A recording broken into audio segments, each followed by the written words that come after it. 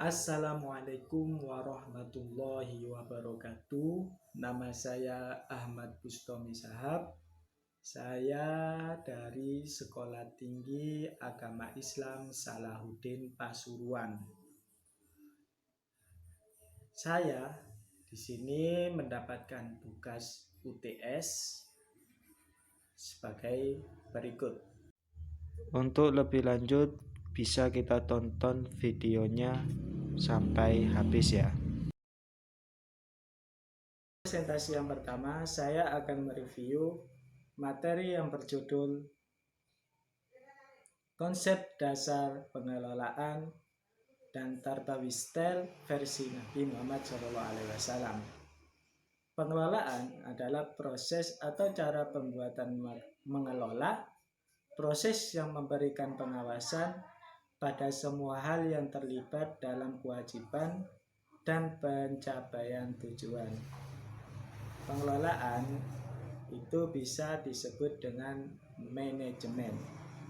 Manajemen artinya adalah tata pimpinan, tata pelaksanaan, dan tata pengelolaan. Sedangkan kelas artinya adalah tempat yang menyenangkan.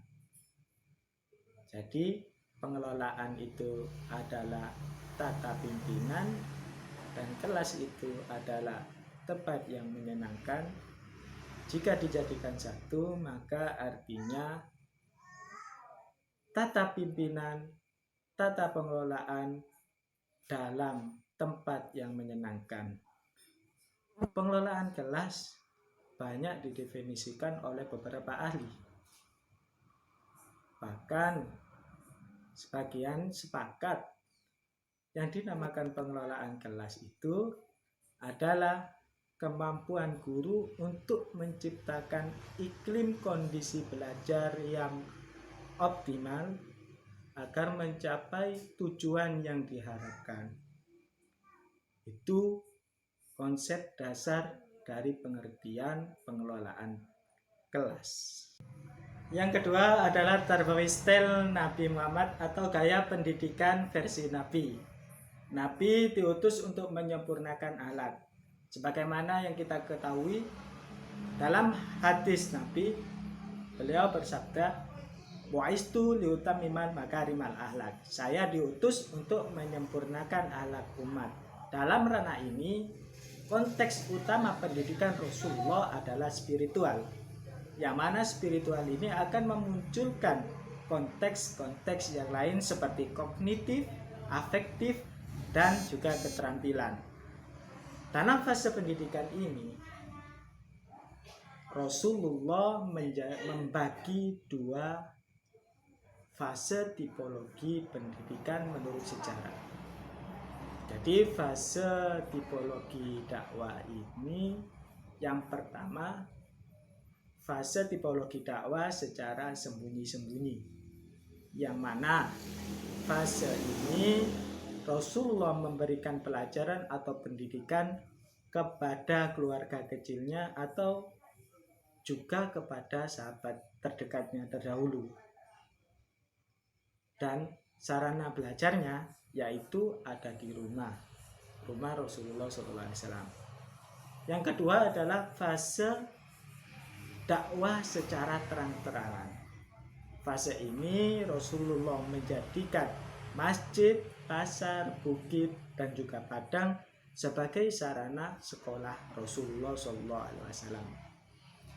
Metodologi mengajar Nabi dilakukan dengan cara hierarkis dan sistematis. Keluarga terdahulu baru terjun ke masyarakat. Itulah pendidikan versi Nabi. Dan kenapa kok keluarga terdahulu? Karena keluarga itu lebih mengerti psikologi anak daripada menyerahkan secara total ke dunia persekolahan. Tarbawiyah Style Nabi sangatlah teruji hasilnya. Sekolah Nabi juga menghasilkan lulusan atau output yang berkualitas. Jadi tidak heran bahwa Tarbawiyah Style Nabi sangatlah bagus. Bahkan bisa dibilang mengalahkan dunia pendidikan.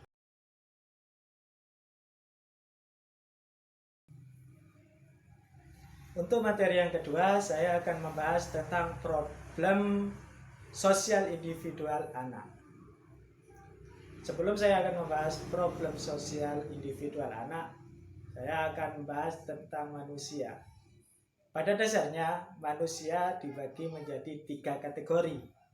Yang pertama, manusia sebagai makhluk biologis atau al-bashar, yang artinya manusia sama dengan makhluk hidup yang lain, tetapi struktur tubuhnya berbeda. Yang kedua, manusia sebagai makhluk psikis atau al-insan. Artinya adalah manusia mempunyai potensi rohani berupa akal, berupa kolbun atau hati, dan juga berupa fitrah. Potensi ini menjadikan manusia lebih tinggi derajatnya daripada makhluk yang lain. Yang nomor 3, manusia sebagai makhluk sosial. Artinya manusia mempunyai tugas sosial terhadap alam semesta. Bukan saja sebagai Abdullah, tapi manusia juga sebagai khalifah atau pemimpin. Manusia juga sebagai makhluk yang elegan dan juga istimewa. Allah telah menciptakan manusia sejak awal sebagai pemenang, karena mampu mengalahkan jutaan calon manusia lain yang hendak masuk ke rahim ibunya. Setelah lahir, manusia akan menjadi seorang pemimpin, baik memimpin dirinya, memimpin keluarganya, juga memimpin orang lain.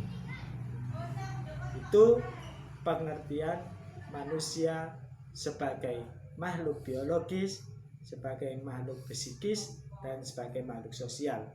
Dan juga selain itu manusia sebagai makhluk yang istimewa.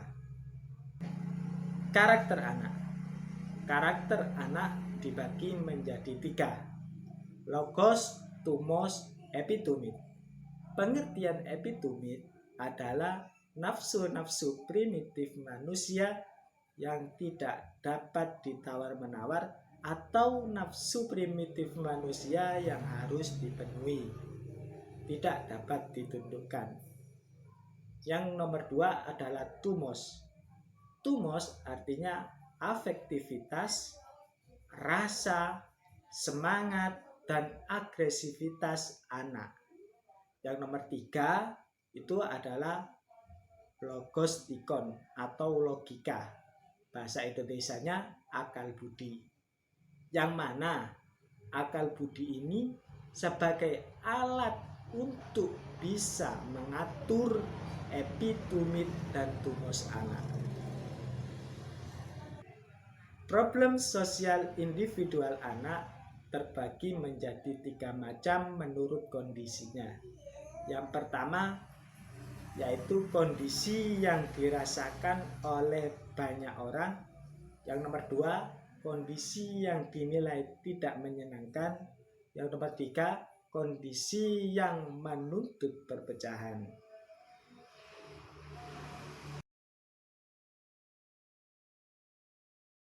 Untuk materi yang ketiga, saya akan menjelaskan tentang pendekatan pembelajaran. Sebelum itu, saya akan membahas tentang pendekatan itu. Sebagai calon guru, kita harus mengetahui terlebih dahulu beberapa komponen dalam dunia pendidikan.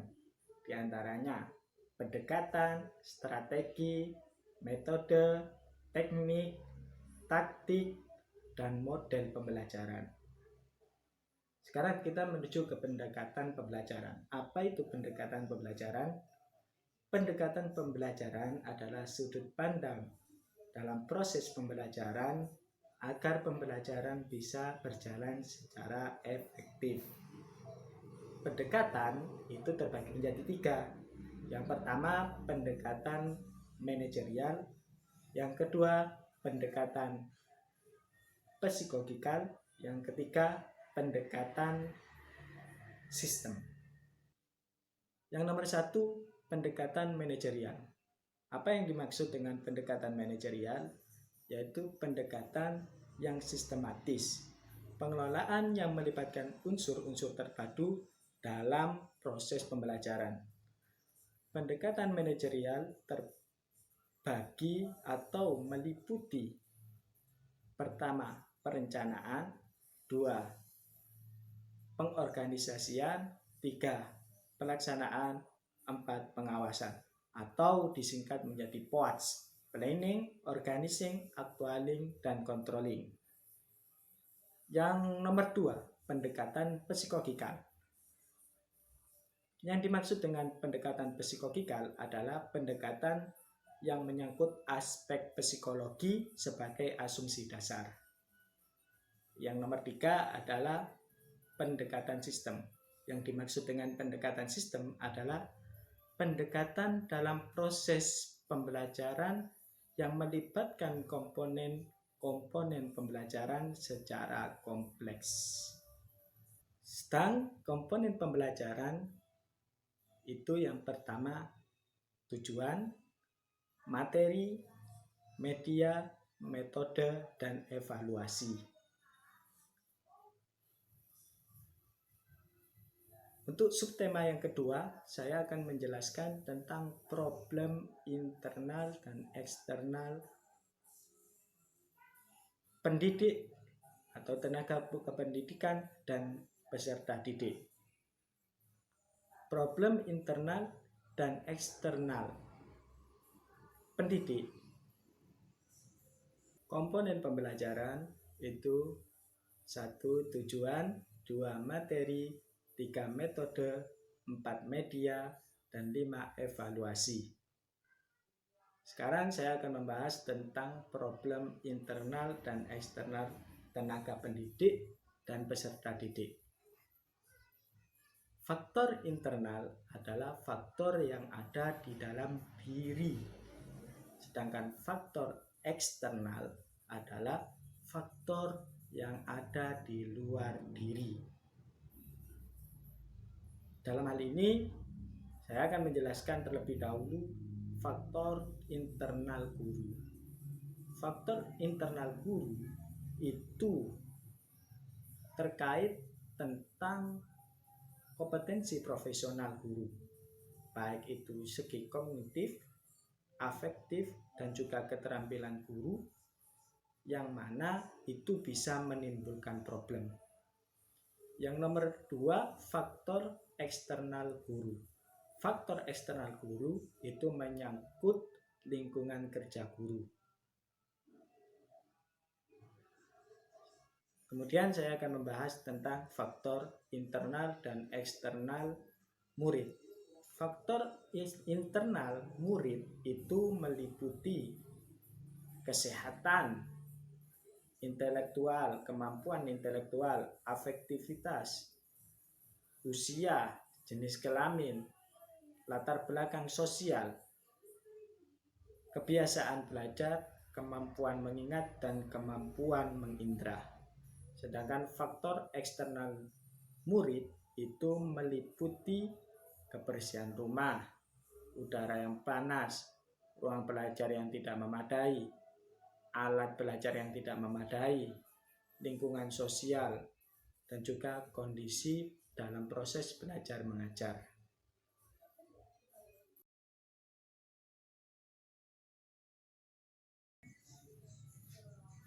Materi yang keempat yaitu fungsi dan peranan guru. Guru dalam arti luas, 1, 2, 3. Materi yang keempat, saya akan membahas tentang fungsi dan peranan guru. Guru dalam arti sempit adalah orang yang kerjanya di kelas. Aduh, cut. 1, 2, 3.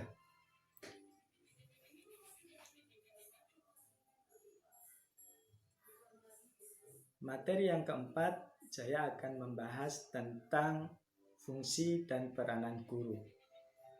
Pengertian guru. Guru dalam arti sempit adalah orang yang kerjanya mengajar di kelas atau sekolah.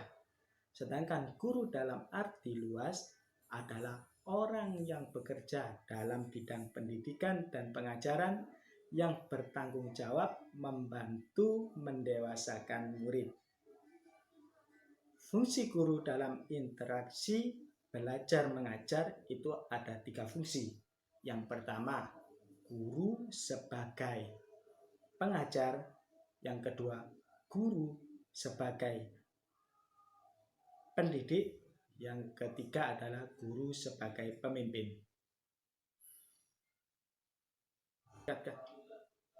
Guru sebagai pengajar seperti merencanakan, melaksanakan, dan mengevaluasi pembelajaran.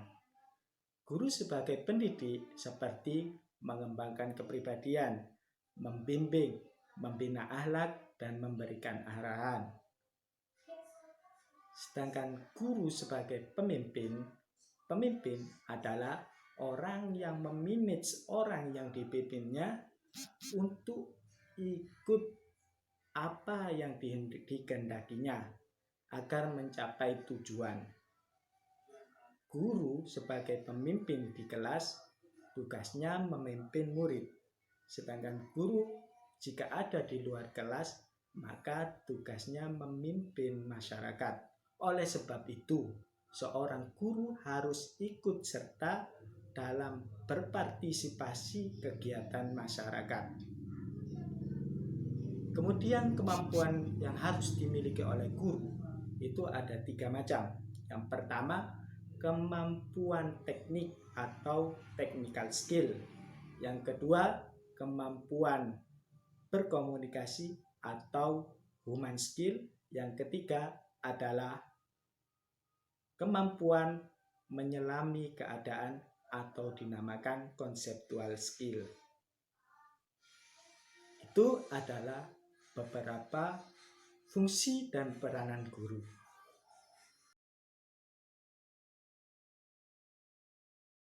Yang terakhir itu tugas UTS. Saya akan menganalisa bagaimana sistem pengelolaan kelas yang berlaku di Indonesia.